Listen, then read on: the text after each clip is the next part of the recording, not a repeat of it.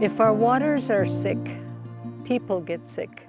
People get mercury contamination. Not only people, but our fish and our aquatic wildlife get sick. It's a problem, in some ways from a human perspective, it's a problem. Grassy Narrows is still suffering from the effects of mercury poisoning. Communities who are collecting fish tissue samples for the CBM program are collecting them to test for methylmercury levels within the fish tissue.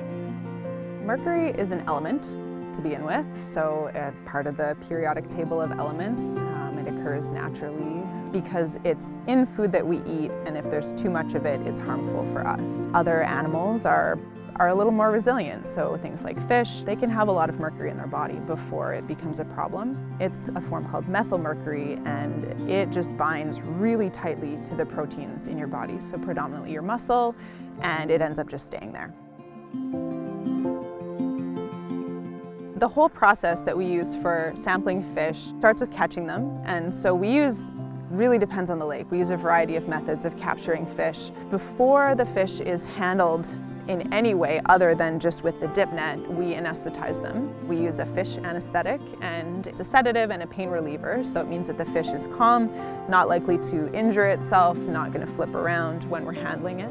Once the fish is glued up, it's all ready to go, and we put it in a tub of just fresh lake water. After it's recovered, it goes back into the lake to do whatever and probably badmouth us to its friends.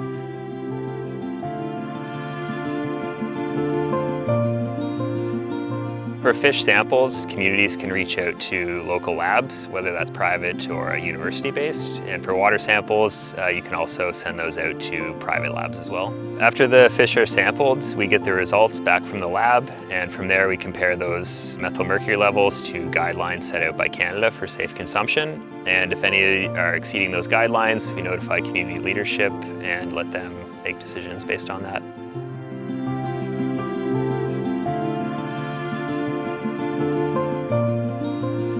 When we approach our members who are doing either commercial fishing or otherwise, any type of fishing, we let them know what we plan on doing. For example, we ask if we could sample a couple of their fish.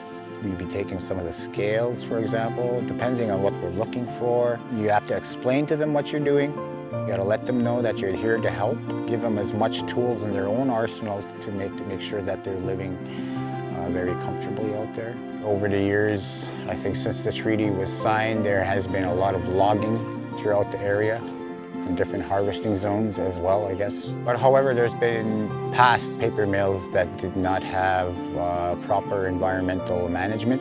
I can think of Wabigoon as an example.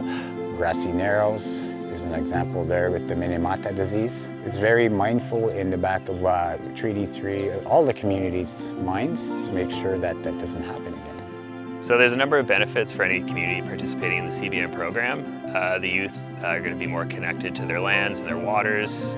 They're going to be out there building capacity to protect this water now and far into the future, and hopefully, be inspired to pursue this as a career as well.